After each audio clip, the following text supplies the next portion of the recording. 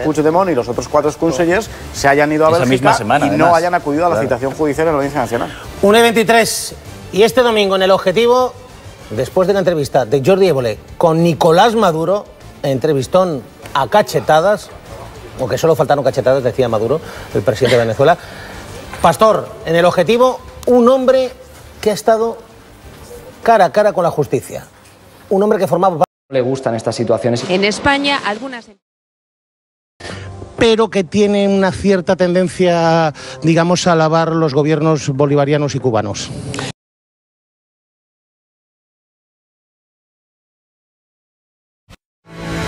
El 12 de octubre hay que sentirse orgullosos del futuro. La solidaridad, nuestras tradiciones y la protección. Orgullosos de la seguridad, la libertad y la amistad. 12 de octubre, orgullosos de ser españoles. Con la Constitución, mi entrega al entendimiento y a la concordia de los españoles y mi compromiso como rey. ¿Mi padre fue siempre un malvado caudillo?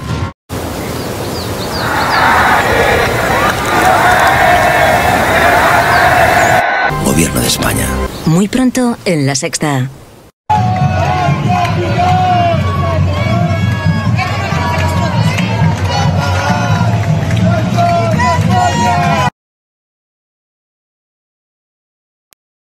¿Pero no cree usted que la situación de Venezuela ha llegado a un límite que tiene que actuar la comunidad internacional?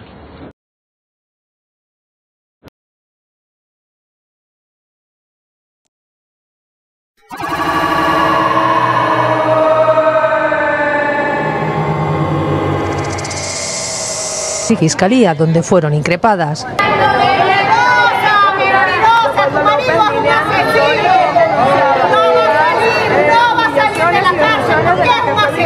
El pasado domingo, durante la visita familiar a su...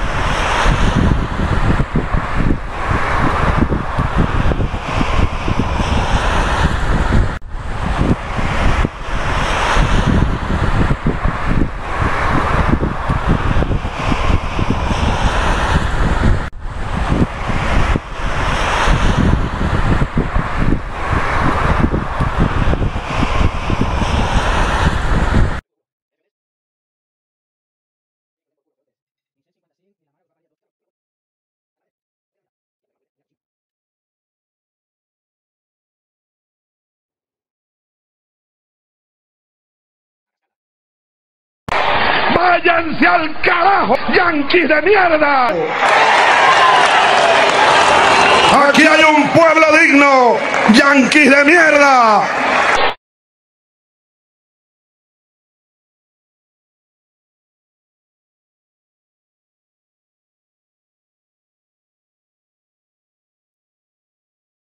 Solo de otra oportunidad frustrada.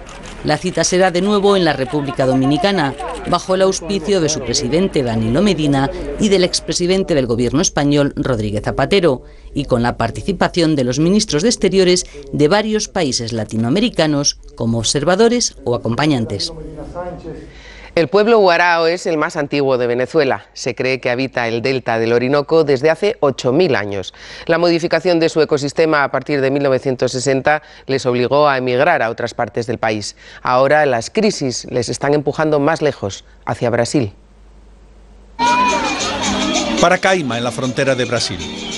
Empujados por el hambre y las enfermedades, 1000 indios guarao han abandonado sus tierras ancestrales en el delta del Orinoco, en Venezuela, para establecerse aquí.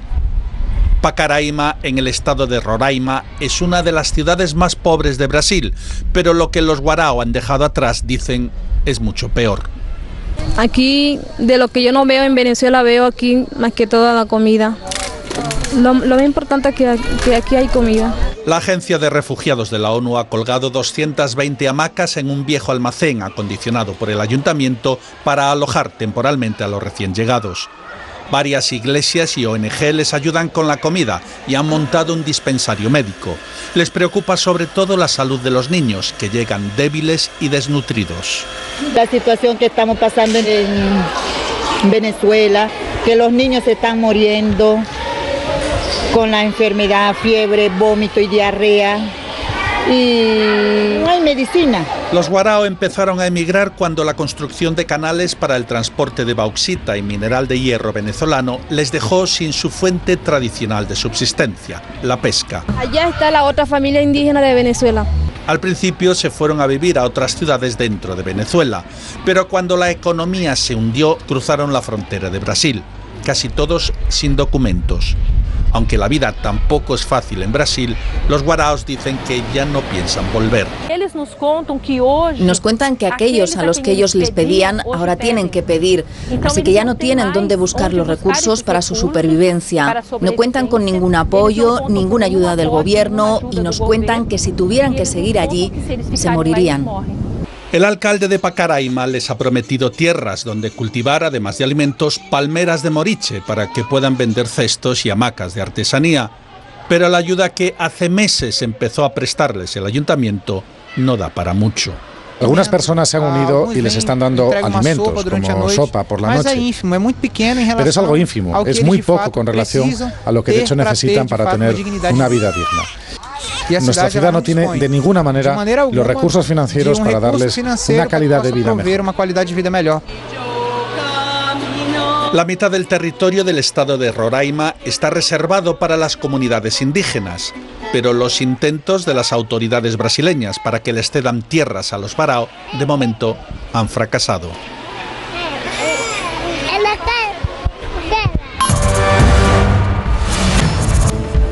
Con la inflación por encima del 800% y el bolívar en caída libre, el presidente Maduro ha anunciado la creación de una nueva divisa. Un nuevo sistema de criptomoneda. Será una criptomoneda respaldada por las reservas de petróleo, oro y diamantes de Venezuela.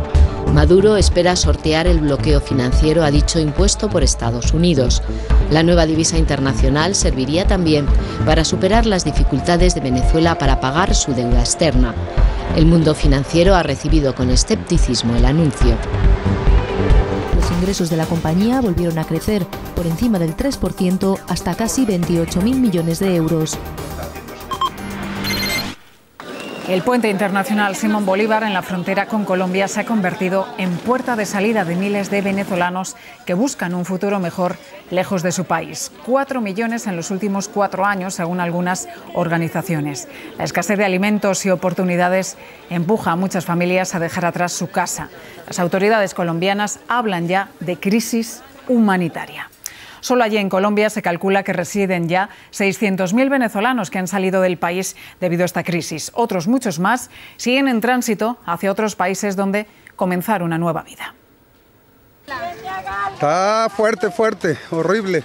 Eso estamos saliendo, estamos buscando dónde comer. No se aguanta más. Es la frase más repetida entre los miles de venezolanos que en los últimos 6 meses han duplicado el número de llegadas al puente internacional Simón Bolívar. Cerca de 40.000 venezolanos cruzan a diario esta frontera con Colombia, según datos de migración. Muchos vienen en busca de comida y alimentos, otros para quedarse y otros en tránsito. Es el caso de la familia Escalona García. Sus 7 integrantes han viajado más de 12 horas en autobús. Su destino final es Perú. Venimos huyendo de Venezuela. No sé qué teníamos para pagar el rescate. Teníamos una empresa con 10 trabajadores, ya solo quedó uno. Prácticamente no tenemos nada. Su primera noche van a pasarla en el centro de acogida temporal que lleva 3 días abierto ante la avalancha de las últimas semanas.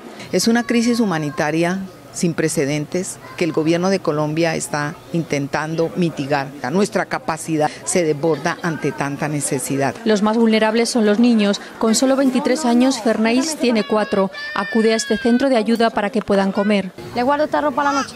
Las autoridades colombianas creen que va a ser necesaria la ayuda internacional. Para el 22 de abril. Y el próximo 22 de abril es la fecha de las elecciones a la presidencia de Venezuela. Nicolás Maduro volverá a ser candidato en unos comicios que se adelantan un año. La oposición todavía no ha decidido si va a participar tras el fracaso de las negociaciones en Santo Domingo. Hoy también la Fiscalía de la Corte Penal Internacional ha abierto un examen preliminar sobre Venezuela por lo que considera fuerza excesiva en la represión policial de las manifestaciones y graves abusos a detenidos.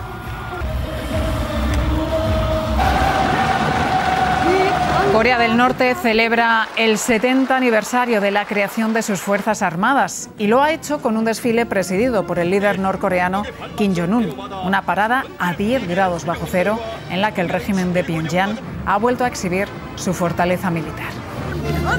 Ese desfile ha tenido lugar tan solo unas horas antes de que comiencen los Juegos Olímpicos de Invierno en la vecina Corea del Sur. En Venezuela, al menos 18 personas murieron en un enfrentamiento entre el ejército y un grupo de mineros, supuestamente ilegales, al sur del país. Ocurrió en el estado de Bolívar, muy rico en reservas de oro, coltán y diamantes. Es una extensa franja en la selva, muy difícil de controlar, donde en los últimos años ha aumentado la explotación ilegal y las mafias se han hecho fuertes. Los familiares de los fallecidos denuncian una masacre porque los cuerpos presentaban fracturas, quemaduras y disparos en la cabeza. El gobierno ha reconocido el enfrentamiento, pero aún no ha dado su versión oficial. Desde 2016, 47 personas han muerto en esa zona minera en enfrentamientos con la policía. En la 1.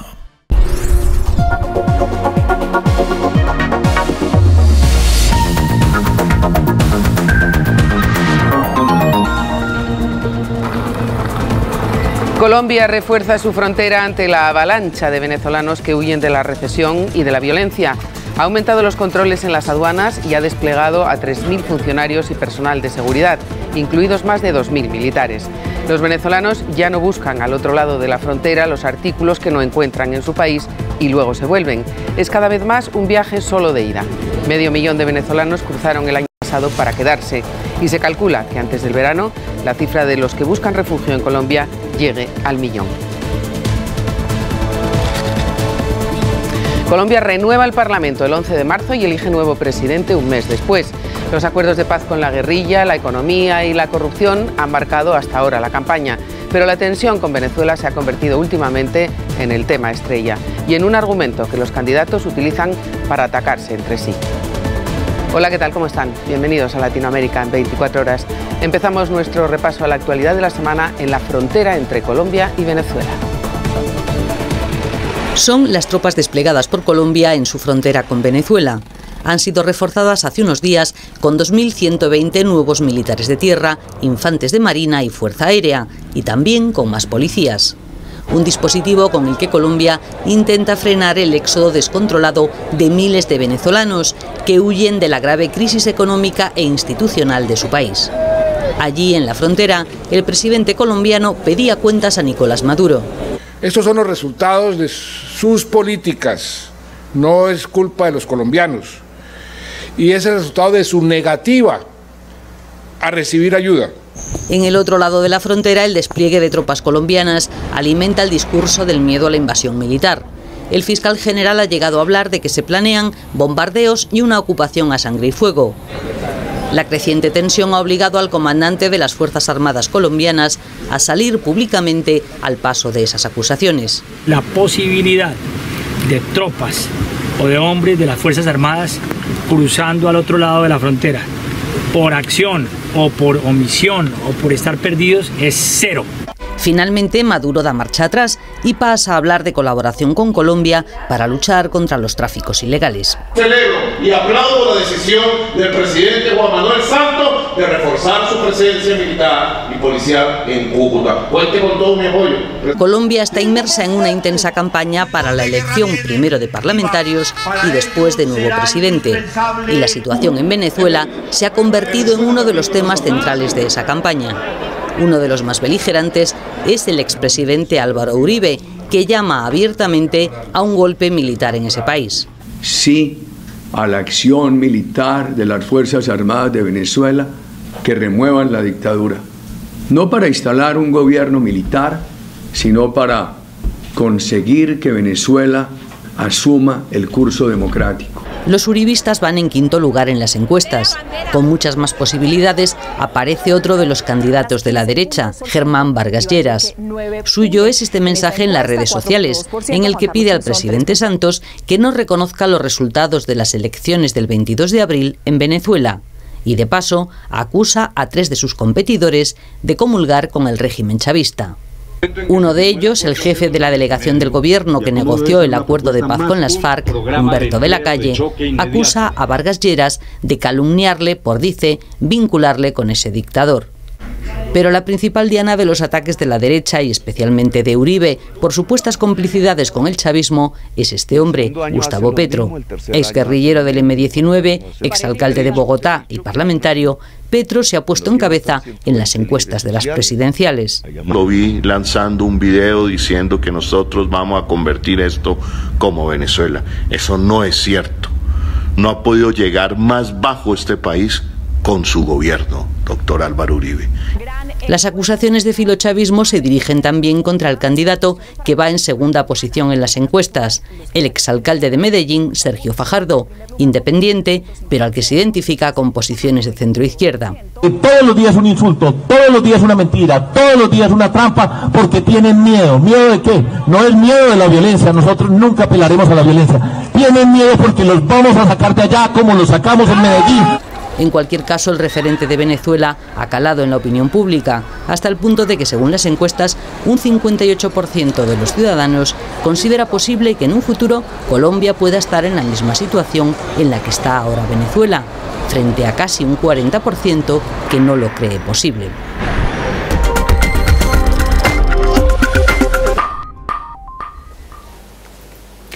Analizamos ahora las posibles consecuencias de esta emergencia humanitaria y de las crecientes tensiones entre Colombia y Venezuela. Dos vecinos que además en los próximos 3 meses tienen que decidir su futuro político. Hablamos con Román Ortiz, que es analista, experto en seguridad y buen conocedor de la realidad colombiana, donde lleva viviendo ya 15 años. Bienvenido, Román, gracias. Gracias a ustedes. Acabamos de ver cómo la llegada masiva de venezolanos a Colombia y cómo este éxodo se ha colado en plena campaña electoral. Queremos conocer las consecuencias y el impacto que está teniendo esto en el país, tanto en su dimensión humanitaria como en su dimensión política. Bueno, yo creo que desde un punto de vista humanitario es bastante evidente que la capacidad de Colombia para recibir una enorme cantidad de refugiados está desbordada. Yo creo que se están generando problemas que van desde el alojamiento más básico hasta el suministro de alimentos, la proporción de servicios médicos, etcétera. Es decir, hay un desborde de la capacidad, y una de las razones por las que el ejército colombiano se ha desplegado en la frontera es porque es la única institución del país con la capacidad logística para poder atender una emergencia de este tipo. Desde un punto de vista político, yo creo que hay dos problemas ahí que están de alguna manera generándose. A nivel doméstico, dentro de Colombia, la llegada de venezolanos está generando tensiones con algunas comunidades que ven la llegada de estos inmigrantes de alguna manera como una amenaza para puestos de trabajo, en términos de problemas de seguridad pública, etc. Desde un punto de vista bilateral con Venezuela, evidentemente esto genera mucha tensión, porque de alguna manera lo que está haciendo el gobierno de Maduro como parte de esta retórica paranoica de echar la culpa de los problemas propios a todo el mundo por fuera, es decir, que de alguna manera la responsabilidad de esa llegada de ciudadanos venezolanos es culpa de Colombia y en consecuencia esto está contribuyendo a incrementar las tensiones entre los dos países, ¿verdad? Lo cierto es que la grave crisis institucional y económica y la deriva del régimen venezolano están reforzando el aislamiento internacional de Nicolás Maduro, que se ha quedado prácticamente sin aliados en su propia región, en América Latina. La ruptura del diálogo con la oposición en la República Dominicana ahonda el aislamiento del gobierno de Venezuela. Perú le ha excluido de la próxima Cumbre de las Américas, de la que es país anfitrión. Lima anunciaba el martes que ha retirado a Nicolás Maduro la invitación y le ha hecho saber que su presencia ya no será bienvenida en dicho encuentro. Las autoridades de Perú anunciaban esa decisión el mismo día en que el Grupo de Lima, que une a 14 países de América y el Caribe, entre ellos Brasil, Argentina, México y Canadá, mostraba su rechazo a la convocatoria unilateral de elecciones para el 22 de abril. Que imposibilita la realización de elecciones presidenciales democráticas, transparentes y creíbles, con la participación de todos los actores políticos venezolanos. Y piden a Maduro un nuevo calendario electoral acordado con la oposición. Varapalo también de la Comisión Interamericana de Derechos Humanos, que acaba de hacer público un duro informe sobre la situación en Venezuela. Concluimos de manera bien clara de que hay un creciente deterioro a la situación de los derechos humanos en Venezuela y urgimos al Estado a reconocer y a cumplir sus deberes internacionales en materia de protección a los derechos humanos. Maduro no se da oficialmente por enterado, pero ha empezado a anunciar algunas concesiones, una muy significativa, la que facilitará el voto de los venezolanos que viven exiliados en Miami. Proceda de inmediato a abrir el consulado en Miami para que todos los venezolanos se inscriban en el registro electoral permanente. Mientras, en el interior del país, la polémica convocatoria electoral recoge en la calle opiniones divididas. Bueno, si no hay de otra para ver si esto se termina de normalizar, porque ya que veo que no lo dejan trabajar, entonces yo espero de que sí, para ver si vemos el cambio, pues. Estoy de acuerdo que las elecciones deben realizarse en un ambiente donde esté garantizada la transparencia de la misma. Y sigue sin saberse qué va a hacer la oposición, si va a negarse a participar en las elecciones por falta de garantías o si va a tratar de unirse en busca de un líder que la represente. La oposición venezolana en este momento está dividida, no sabe si tiene que participar o no y no tiene una estrategia en común. La oposición por muchos años pedía elecciones ya. Sin embargo, no estaba preparado para estas elecciones, que esto muestra una gran deficiencia en el liderazgo de la oposición actual formal en Venezuela. De momento, los grupos opositores anuncian una gira por varios países para denunciar al gobierno de Maduro y buscar apoyos a sus posiciones. Román, ¿se puede relacionar de alguna manera la influencia que está teniendo esta crisis venezolana en Colombia con el repunte que ha habido en el país de la violencia, del narcotráfico y con el problema de seguridad que tienen en este momento? Sin duda. Los dos problemas más importantes, o al menos dos de los problemas críticos que tiene Colombia en este momento, es el narcotráfico y el repunte, de alguna manera, el crecimiento de la guerrilla del ELN. En el caso del narcotráfico, Venezuela se ha convertido en un corredor inmenso para los narcóticos que se producen en Colombia. Y de hecho es un corredor que cuenta con la complicidad de figuras claves del régimen venezolano. De tal manera que en buena parte el negocio del narcotráfico funciona en Colombia, no solo, pero desde luego ayudado por esa complicidad y esa facilidad que existe en Venezuela. Por el lado del ELN, el ELN era una guerrilla relativamente pequeña, con una capacidad operativa muy limitada, pero que ha operado históricamente en las zonas de frontera con Venezuela. El hecho de que el ELN puede operar dentro del territorio venezolano, puede tener bases dentro del territorio venezolano, puede moverse dentro del territorio venezolano sin ser molestado, ha sido uno de los factores claves que le ha permitido incrementar su capacidad militar, y es eso lo que le está permitiendo ocupar algunas de las zonas que han dejado libre las FARC después de que se concentrasen y se desarmasen, y en consecuencia crecer en términos de amenaza para el conjunto del país. ¿Y este clima de tensión también podría influir a la hora de retomar los diálogos, por ejemplo, con la que es la segunda guerrilla del país? Claro, de alguna manera el punto clave es que el ELN ahora se siente mucho más fuerte, por una parte porque cuenta con esa retaguardia segura que le proporciona el territorio venezolano, y por otra parte porque ha crecido en capacidad militar durante los últimos tiempos. En consecuencia, las exigencias del ELN, que tradicionalmente ha sido una guerrilla extraordinariamente radical, están creciendo y haciendo que inevitablemente los diálogos fracasen una y otra vez y entren en periodos de frenazo, y que probablemente, casi con toda seguridad, va a terminar el mandato del presidente Santos sin que hayan llegado a ningún sitio concreto, ¿verdad? Así las cosas, y con la población cada vez más polarizada por todos estos temas que nos está contando, ¿tiene usted algún pronóstico de cara a las próximas elecciones, tanto las legislativas como las presidenciales? Bueno, hacer pronósticos electorales siempre es un poquito difícil, ¿no? Pero déjame que mencione un par de cosas que parece que son claras. Número uno, va a haber una segunda vuelta en la que probablemente lo que vamos a tener es una opción de izquierda frente a una opción de derecha. Esto es una cosa en la política colombiana relativamente nueva, tener una campaña electoral ideológicamente tan polarizada. Yo siento que una combinación de factores que incluye la crisis venezolana, la crisis de seguridad del país y las dificultades económicas, es muy probable que den una ventaja a la opción de la derecha sobre la de la izquierda. Y eso quiere decir entonces que hay dos candidatos que están mejor posicionados para conseguir esa ventaja y convertirse en presidentes. Por un lado, el antiguo vicepresidente de la República, Vargas Lleras, y por el otro lado, el candidato del Centro Democrático, del partido del expresidente Uribe, Iván Duque. Telegráficamente, Román, y ya para terminar, ¿está garantizado el futuro del proceso de paz en Colombia, gane quien gane? Yo creo que ya nadie se plantea romper el acuerdo, entre otras cosas porque el acuerdo ya surtió efecto, sin duda con deficiencias. Y deficiencias muy importantes. El hecho es que las FARC se desarmaron. El punto acá es si se introducen o no ajustes, y yo creo que también es cierto que los ajustes van a ser inevitables, entre otras cosas por las necesidades de seguridad y las limitaciones económicas que enfrenta el país ahora. Román Ortiz, muchísimas gracias una vez más por su visita, su tiempo y su análisis en Latinoamérica en 24 horas. Muchas gracias a vosotros.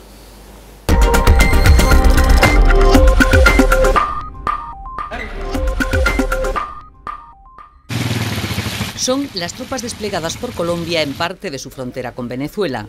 Han sido reforzadas hace unos días con 2.120 nuevos militares y policías. Un dispositivo con el que Colombia intenta frenar el éxodo descontrolado de miles de venezolanos que huyen de la grave crisis económica e institucional de su país. Allí, en la frontera, el presidente colombiano pedía cuentas a Nicolás Maduro. Estos son los resultados de sus políticas, no es culpa de los colombianos. Y es el resultado de su negativa a recibir ayuda. En el otro lado de la frontera, el despliegue de tropas colombianas alimentó en un primer momento el discurso del miedo a la invasión militar. Pero finalmente, Maduro prefirió el mensaje de la colaboración con Colombia para luchar contra los tráficos ilegales. Celebro y aplaudo la decisión del presidente Juan Manuel Santos de reforzar su presencia militar y policial en Cúcuta. Cuente con todo mi apoyo. Colombia está inmersa en una intensa campaña para la elección primero de parlamentarios y después de nuevo presidente, y la situación en Venezuela se ha convertido en uno de los temas centrales de esa campaña. Uno de los más beligerantes es el expresidente Álvaro Uribe, que llama abiertamente a un golpe militar en ese país. Sí a la acción militar de las Fuerzas Armadas de Venezuela que remuevan la dictadura, no para instalar un gobierno militar, sino para conseguir que Venezuela asuma el curso democrático. Los uribistas van en quinto lugar en las encuestas. Mejor situado está otro de los candidatos de la derecha, Germán Vargas Lleras. Suyo es este mensaje. Pide a Santos que no reconozca los resultados de las elecciones previstas en Venezuela y, de paso, acusa a 3 de sus competidores de comulgar con el régimen chavista. Uno de ellos, el jefe del equipo negociador del gobierno con las FARC, Humberto de la Calle, acusa a Vargas Lleras de calumniarle por, dice, vincularle con ese dictador. Pero la principal diana de los ataques de la derecha y especialmente de Uribe por supuestas complicidades con el chavismo es este hombre, Gustavo Petro. Exguerrillero del M-19, exalcalde de Bogotá y parlamentario, Petro es ahora el favorito en las encuestas de las presidenciales. Lo vi lanzando un video diciendo que nosotros vamos a convertir esto como Venezuela. Eso no es cierto. No ha podido llegar más bajo este país con su gobierno, doctor Álvaro Uribe. Las acusaciones de filochavismo se dirigen también contra el candidato que va en segunda posición en las encuestas, el exalcalde de Medellín, Sergio Fajardo, independiente pero al que se identifica con posiciones de centroizquierda. Todos los días un insulto, todos los días una mentira, todos los días una trampa, porque tienen miedo. ¿Miedo de qué? No es miedo de la violencia, nosotros nunca apelaremos a la violencia. Tienen miedo porque los vamos a sacar de allá como los sacamos en Medellín. En cualquier caso, el referente de Venezuela ha calado en la opinión pública, hasta el punto de que un 58% de los ciudadanos considera posible que en un futuro Colombia pueda estar en la misma situación en la que está ahora Venezuela, frente a un casi 40% que no lo cree posible. Buenas noches. El primer vicepresidente del Partido Socialista Unido de Venezuela, constituyente Diosdado Cabello Rondón, informó que el Grupo de Lima rechaza la presencia del presidente Nicolás Maduro en la Cumbre de las Américas por miedo a sus pronunciamientos.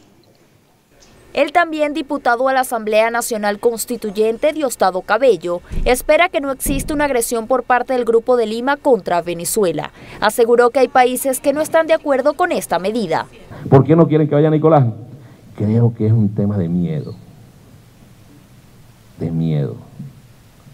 Nicolás fue 6 años canciller de Hugo Chávez. No le van a caer a cobas ahí. Ellos lo saben perfectamente. Tienen miedo que hable ahí. No sé cuáles van a ser los temas de Venezuela, pero no le dan el derecho a la defensa a Venezuela. Ay, demócratas, ¿cuáles son esos? Cabello señaló que el Grupo de Lima debate temas que solo les convienen. Y ese Grupo de Lima se irá a reunir, por ejemplo, para discutir la negociación que hizo Kuczynski con el fujimorismo para dejarlo en libertad, para que siguiera siendo presidente. No, porque eso no fue noticia. ¿Irán a discutir, por ejemplo, el fraude en Honduras? No, eso no fue noticia. El golpe de Temer y las más de 300 protestas por día en Brasil en este momento, los más de 600 asesinatos de dirigentes campesinos en Colombia y personas que se acogieron a la política de pacificación por el gobierno de Juan Manuel Santos. Reiteró que el gobierno nacional no negociará las riquezas del país porque a su juicio siempre buscarán la paz. Dayana Ferreira, Globovisión. El diputado de la Asamblea Nacional, Julio Borges, aseguró que la oposición logró que algunos países presionen para que se restituya la democracia en Venezuela. Así lo manifestó a través de su cuenta de Twitter, donde expresó que durante el año 2017 denunciaron en el mundo que la democracia en Venezuela estaba siendo afectada, ante lo cual la comunidad internacional colocó sus ojos en el país. Asimismo, el diputado consideró que actualmente se ha logrado que los países democráticos estén influyendo para que se restituya la democracia. Finalmente, manifestó que seguirán adelante hasta lograr el cambio. El constitucionalista Herman Escarrá considera que en las normas internacionales no hay nada que impida la presencia del presidente Nicolás Maduro en la Cumbre de las Américas. Asimismo, recomendó al primer mandatario no asistir a la cita continental. La relación entre Perú y Venezuela de poder y potencial es superior a la de Venezuela. El apresto operacional de nuestros militares es muy superior. Nosotros tenemos una Fuerza Armada Nacional Bolivariana extraordinaria y particularmente importante y definitiva a la hora de la defensa de la República, de tal manera que no es un tema exactamente de seguridad, es más de las consecuencias políticas en el orden continental y en el orden internacional. Pienso que el presidente es innecesario que vaya a esa cumbre en los términos en que lo está planteando quien es el jefe de gobierno en el lugar donde se van a realizar. Es decir, el anfitrión. Si es verdad que no tiene facultad para eso, si es verdad que jurídicamente eso es inaceptable, ética y moralmente también, pero lo considero totalmente inútil e innecesario. El presidente de Colombia, Juan Manuel Santos, ha rechazado que su país sea señalado de preparar una invasión a Venezuela. Santos indicó que están acostumbrados a esas expresiones por parte del presidente Nicolás Maduro y de los funcionarios venezolanos. Asimismo, el mandatario calificó la medida en su contra como una locura, pues indicó que no tienen pensado tomar acciones referentes contra Venezuela. Estas reacciones por parte del gobierno colombiano se dieron a conocer luego de que el fiscal general de la República, Tarek William Saab, indicara el pasado 12 de febrero que desde el vecino país se está planeando una invasión militar para afectar al pueblo venezolano. Por otra parte, el ministro de Relaciones Interiores, Justicia y Paz, Mayor General Néstor Reverol, también afirmó que el ejército de Colombia está reclutando a sus ciudadanos para crear falsos positivos que podrían derivar en una escalada de violencia en la frontera que comparten ambos países. La primera vicepresidenta de la Asamblea Nacional Constituyente, Tania Díaz, repudió las recientes declaraciones que desde Colombia se han emitido en contra de Venezuela. La constituyente estimó que esas acciones responden a la campaña electoral en Colombia que busca posicionarse con el tema venezolano. Asimismo, manifestó que Venezuela está siendo asediada de distintas formas con la finalidad de aprovecharse de sus recursos, esto considerando que el país tiene la primera reserva petrolera mundial, la segunda de gas y está por certificarse la del oro. Además, Díaz consideró que la juventud venezolana es el principal recurso. Por otro lado, indicó que se mantendrán en movilización permanente hasta el 22 de abril, día en que se realizarán las elecciones presidenciales. La Organización de Naciones Unidas precisó que garantizará ayuda humanitaria a Colombia debido a la creciente migración de venezolanos a esa nación. El secretario general de la ONU, Antonio Guterres, catalogó como factor de preocupación la situación que vive Venezuela.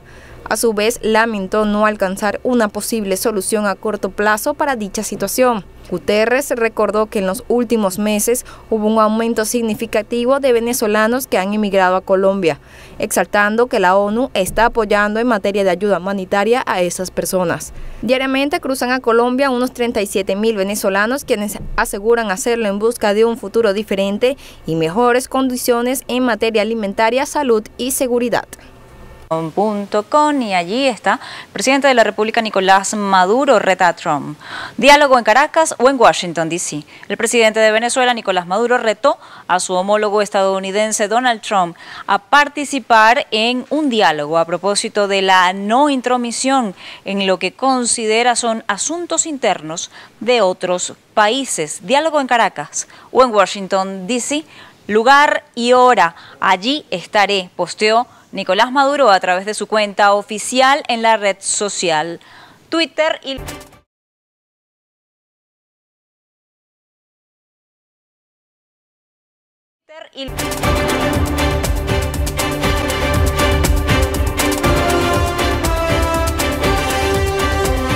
El Consejo Nacional Electoral anunció el inicio del lapso para la constitución de grupo de electores que deseen postular candidatos para los comicios presidenciales.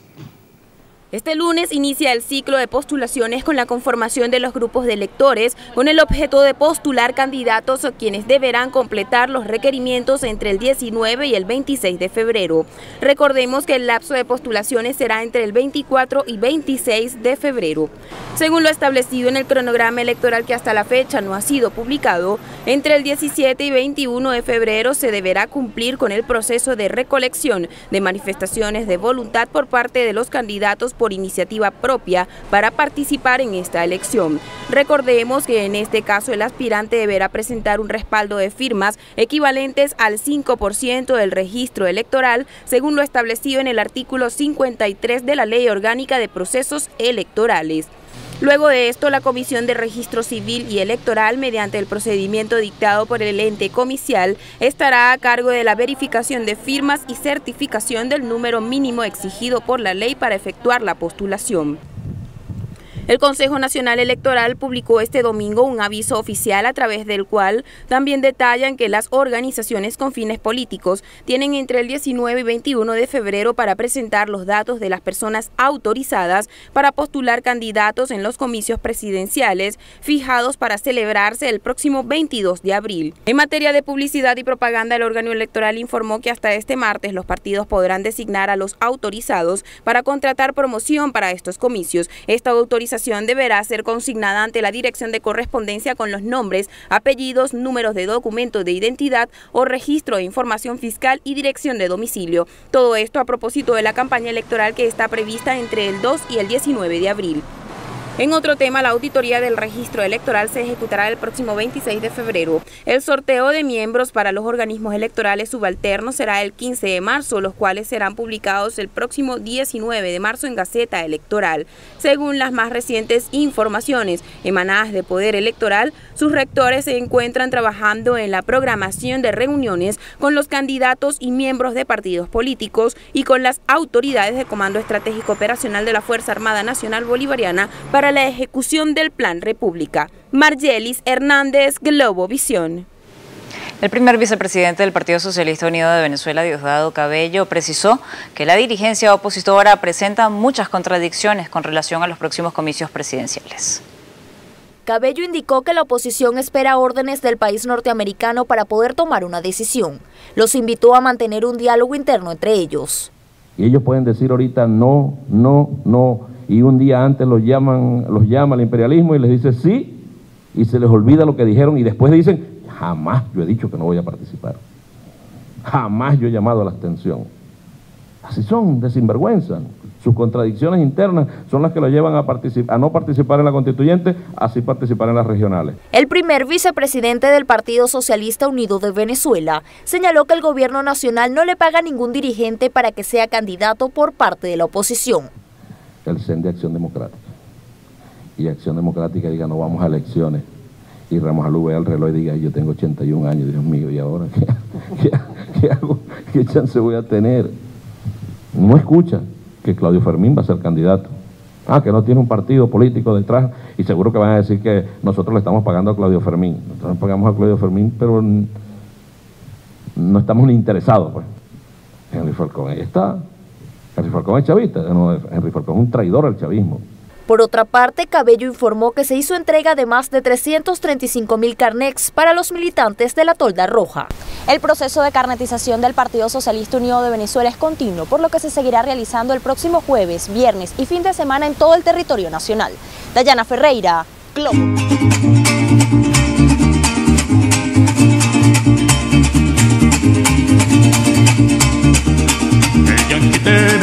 Que tú te levantes, América Latina obrera, no sé por qué no lo haces. El yanqui teme a la revolución, el yanqui teme grito, yanqui gojón. Hola, soy Larisa Costa y en los próximos minutos navegaremos en la movida política de las redes sociales y del periodismo digital. Acompáñame a averiguar en qué anda el imperialismo 2.0. A un clic.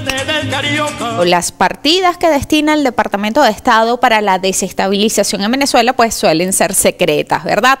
Pero ellos van dejando migas. Solo a través de la National Endowment for Democracy ellos distribuyeron $2.651.994 a la oposición venezolana durante el año 2017. Estados Unidos ha ido fortaleciendo la compleja red de leyes y de normativas que le permiten justificar y drenar estos fondos contra Venezuela. En septiembre, el Congreso promulgó la Ley de Defensa Nacional para el año 2018, en la que se menciona a Venezuela por supuestos vínculos militares con Irán y se exige al secretario de Defensa desarrollar una evaluación sobre nuestra Fuerza Armada. El 7 de diciembre del año 2017 también, el Congreso de los Estados Unidos aprobó la Ley de Asistencia Humanitaria y Defensa de la Gobernanza Democrática de Venezuela, que le exige al secretario de Estado trabajar con la USAID para presentar una estrategia de financiamiento, a organizaciones contrarrevolucionarias en Venezuela y a gobiernos de la región que estén dispuestos pues a colaborar con Estados Unidos en su escalada de injerencias.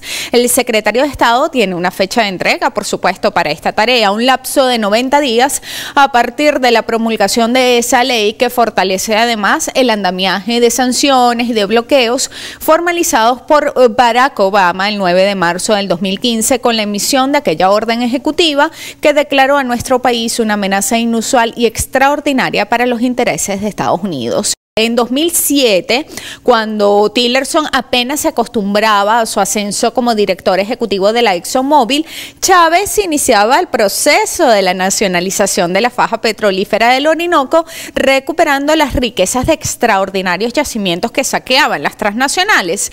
Venezuela indemnizó entonces a 22 compañías petroleras que operaban en esa zona. Y la ExxonMobil de Tillerson demandó a nuestro país ante tribunales internacionales. Venezuela derrotó a la empresa y Tillerson solo desea venganza. Chávez le hizo conocer a la ExxonMobil sus límites y pues la compañía empezó a explorar en los nuestros, porque en mayo del 2015 la ExxonMobil anunció el hallazgo de un yacimiento petrolero con crudo de gran calidad a 200 kilómetros de la costa del Esequibo, el territorio oriental sobre el cual Venezuela reclama soberanía. Por orden expresa del Acuerdo de Ginebra, esta zona debe permanecer sin exploración ni explotación minera.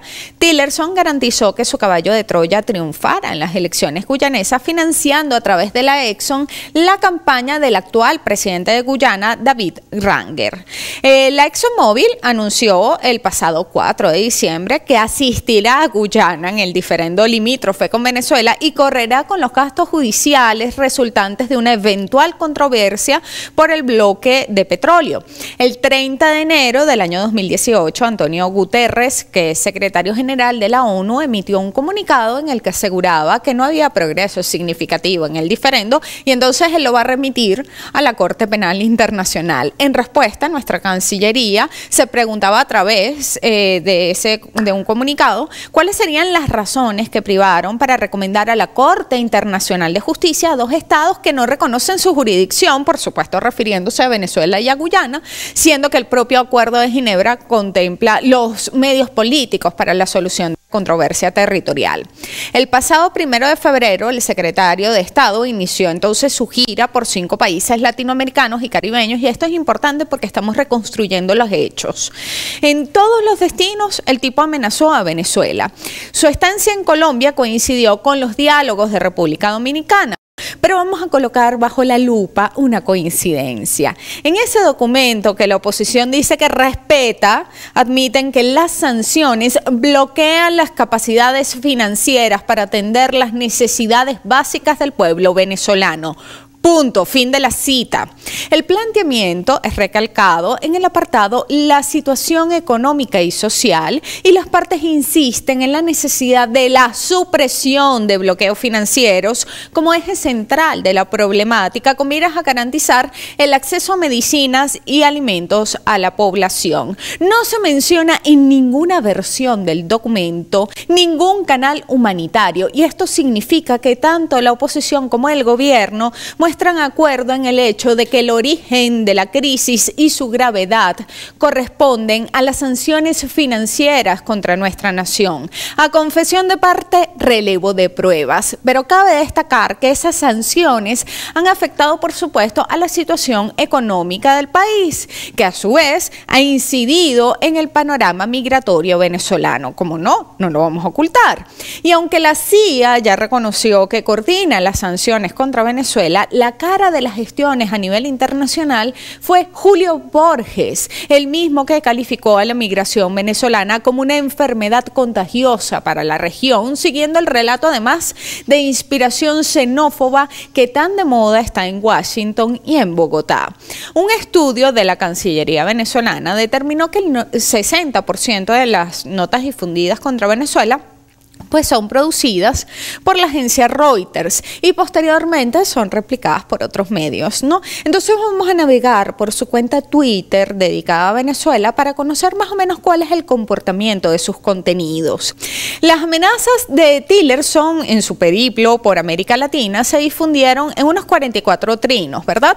Y la parada de Juan Manuel Santos en Cúcuta para anunciar las reformas a las políticas migratorias con Venezuela, pues ellos generaron unos 20 tweets, ubicándose en el primer lugar de los contenidos difundidos la última semana. Si a estos le sumamos los tweets consagrados a reforzar las medidas contra la migración venezolana de Michel Temer o el diferendo entre Guyana y Venezuela, pudiéramos decir, chico, que la situación fronteriza venezolana con 41 tweets está a la par de lo que diga el secretario de Estado. El 8 de febrero, Reuters en Latinoamérica hizo cobertura en vivo desde el puente Simón Bolívar, una de las zonas de mayor tránsito en la frontera colombo-venezolana, y ese día en Cúcuta, Santos anunció que dejará de expedir tarjetas de movilidad fronteriza destinadas a facilitar el tránsito de venezolanos. También que establecerá un sistema único de registros para quienes ya se encuentran en Colombia, aunque no conocen cuáles son los colombianos que están en Venezuela, e instalarán un centro de atención a migrantes venezolanos con la ONU, aunque no atiende a sus migrantes en el mundo, y anunció la movilización de 3.000 efectivos de la Policía Nacional y de las fuerzas militares para la frontera. En varios de los contenidos de Reuters se insiste que el número de venezolanos que viven en Colombia aumentó un 62% en el segundo semestre del año 2017 a más de 550.000, de acuerdo con la autoridad migratoria local. La canciller Holguín asegura que en gran medida se trata del retorno de colombianos o personas que tienen la doble nacionalidad. Según sus propias cifras, la tasa de retorno superaría el 50%. Sin embargo, Santos aprovecha la ocasión para hacerse del dinero de los contribuyentes estadounidenses, reclamando su parte de la repartición de ayuda internacional para atender a la migración creciente de venezolanos, sin mencionar que un alto porcentaje implica la repatriación de sus conciudadanos. En Venezuela viven más de 5 millones de colombianos que han huido de la violencia y de la falta de oportunidades y que tienen derecho al trabajo, a la educación, a la salud y a todos los programas sociales de la Revolución Bolivariana. En la frontera colombo-venezolana la situación es crítica además desde hace años. El contrabando de extracción de productos y combustibles hacia Colombia ha sido severamente perjudicial para la realidad económica y social de nuestro país. Colombia se ha beneficiado del caos. Esa es la verdad. En el año 2015 la canciller colombiana reconoció el contrabando y dijo que la responsabilidad era de Venezuela porque subsidiaba los productos que deseaban comprar los colombianos a bajo costo. Medios tan antichavistas como RTVE han enviado periodistas para la frontera y los reportajes certificaron el contrabando de extracción, que en el caso de los combustibles además ha sido legalizado por Colombia. David Paravicini ha denunciado que empresas colombianas como Vetra, como Pacific Rubiales y Petro Magdalena, junto a Ecopetrol, la estatal colombiana,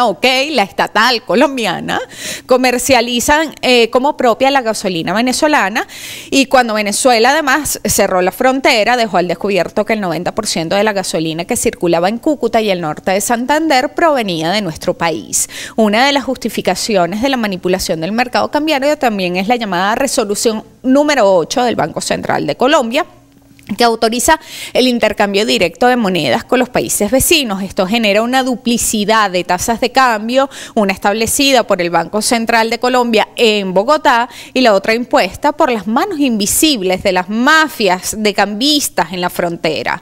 El bolívar se convirtió entonces también en una mercancía de tráfico que se vende a un valor superior al impreso en el billete. Ahora los auspiciantes de la guerra financiera, los auspiciantes del contrabando de los recursos venezolanos preparan un rescate financiero para nosotros. El ministro de Hacienda colombiano, Mauricio Cárdenas, ha contactado y comienza a negociar con agencias crediticias internacionales un plan de rescate financiero por unos 60.000 millones de dólares para Venezuela, apostando a que esta vez sí van a lograr derrocar a Nicolás Maduro.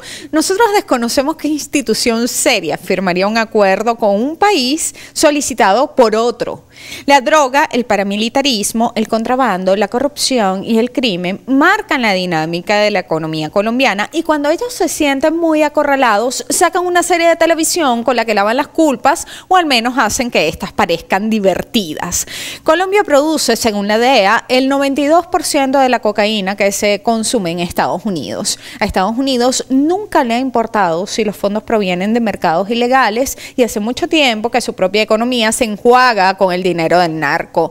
El fin de semana, el jefe del Comando Sur de los Estados Unidos se olvidó de esto y muy sonriente visitó las bases militares colombianas. En el pasado conservaban cierto, como pudor a la hora de mostrar el poderío militar estadounidense en territorio colombiano y lo llamaban plan. La invasión ha decidido quitarse la máscara y el jefe del Comando Sur se pasea por las bases militares neogranadinas como perro suelto y sin vacunar. Movimientos sociales panameños también denuncian la presencia de soldados norteamericanos en su territorio sobre pretexto de los ejercicios Nuevos Horizontes. Citamos a Marco A. Gandásegui, que escribe para La Estrella de Panamá. La Embajada de Estados Unidos notificó al gobierno panameño sobre el ejercicio Nuevos Horizontes el 11 de diciembre del 2017. La nota de respuesta de Panamá aceptando la ocupación militar fue transmitida casi un mes después, el 4 de enero del 2018. Las tropas norteamericanas entraron a Panamá el 2 de enero, 2 días antes que la respuesta de la Cancillería. Aparentemente Estados Unidos iba a invadir el territorio territorio panameño con o sin autorización del gobierno. Las tropas norteamericanas tendrán una condición equivalente a la que se le otorga al personal diplomático. Los panameños demuestran su preocupación por la coincidencia entre estos ejercicios y las amenazas de Rex Tillerson contra nuestro país. Y en la frontera sur, el presidente de facto, Michel Temer, también anunciaba que desplegarán más tropas en su frontera con Venezuela. Mientras medios y mediocres celebraban una posible intervención militar, se perdieron la verdadera primicia, y es la inmolación de la soberanía de los Estados-naciones de Colombia, Brasil, Perú, Panamá y Guyana, solo para lograr un objetivo además que aún no es la intervención, sino una amenaza. La sodomía de Estados Unidos a los gobiernos de esos países es la historia no contada de este escándalo y a su vez la más reveladora, porque si Washington decide atacar a Venezuela, la tragedia será continental. William Serafino escribe para Misión Verdad sobre los movimientos militares en las fronteras con Colombia y Brasil. Parece cuestión de sentar un precedente y enviar un mensaje geopolítico. Exacerbar el cuadro migratorio venezolano con las medidas tomadas por el gobierno de Santos y las que posiblemente tomaría el de Temer, intenta potenciar la propaganda humanitaria contra Venezuela a modo de compensar el trágico vacío político que han dejado los actores del antichavismo. Maduro, el subestimado, pulverizó a los agentes locales de Washington y el imperio desesperado se juega sus últimas cartas. Trump podría convertirse en la crónica de una derrota anunciada. Mientras ellos reinciden en el odio y la violencia, nosotros reincidimos en el amor y la esperanza. Hasta un nuevo clic. Levante en tus manos la bandera de la revolución, América Latina obrera, y grita con fuerza: Yankee go home, Yankee go home, Yankee go home. En Estados Unidos, el presidente Trump ha vuelto a reclamar esta semana leyes más duras contra la entrada de extranjeros y un muro en la frontera con México. Sus declaraciones han coincidido con la revelación de que el Servicio de Inmigración quiere convertirse en una agencia de inteligencia. Tendría acceso a información secreta que mejoraría, dice, su rendimiento. Pero las organizaciones de derechos humanos ya han alertado de los peligros. Operación del Servicio de Inmigración y Control de Aduanas de los Estados Unidos, en California. Los agentes buscan a 5 extranjeros con antecedentes penales y en situación irregular. Solo encuentran a 3, entre ellos al mexicano Adalberto Magana González. Ha estado en la cárcel por robo y violencia doméstica y ha cruzado ilegalmente la frontera hasta 7 veces. Ya le deportaron en una ocasión y ahora, con la política de mano dura de Trump, seguro que lo expulsan de nuevo. Le estamos pidiendo al Congreso apoyo para mantener a terroristas, traficantes, delincuentes y pandilleros fuera del país. Los queremos fuera, no les queremos dentro.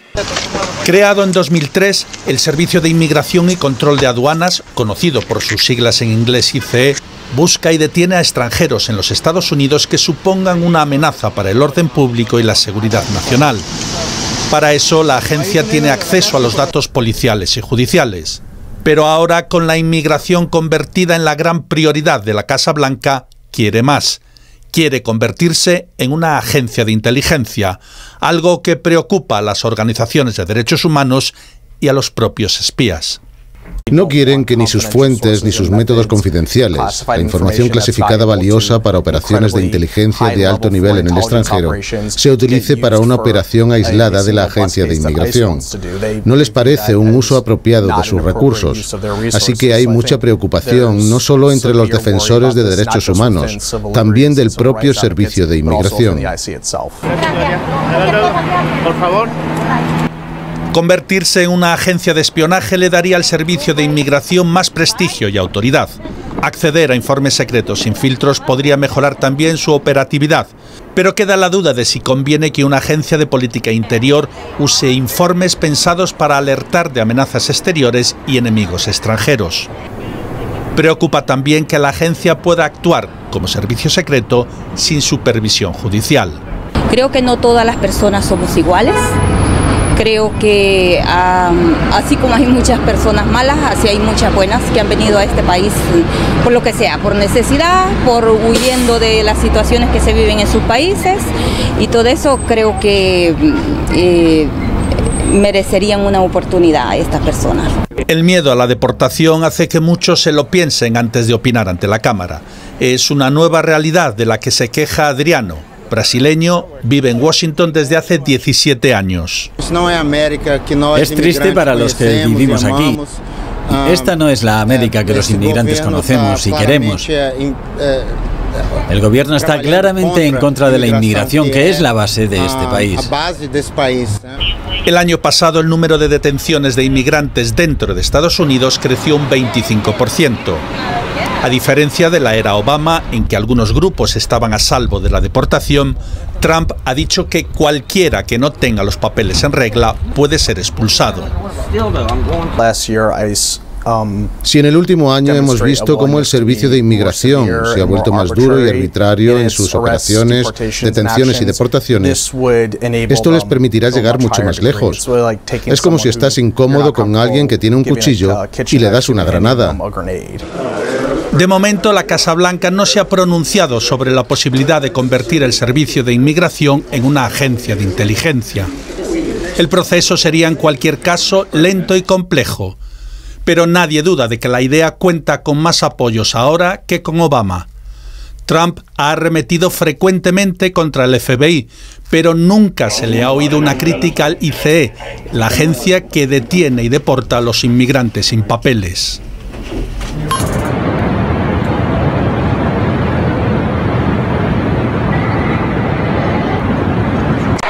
¡Váyanse al carajo, yanquis de mierda!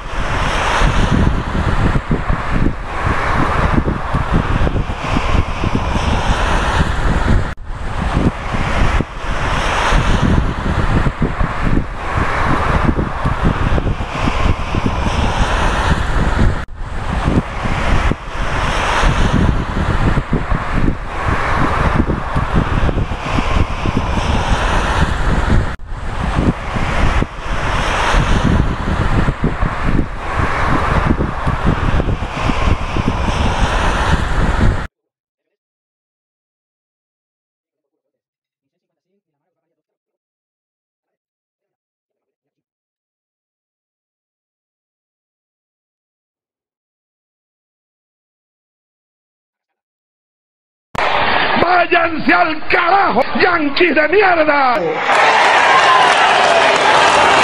Aquí hay un pueblo digno, yanquis de mierda.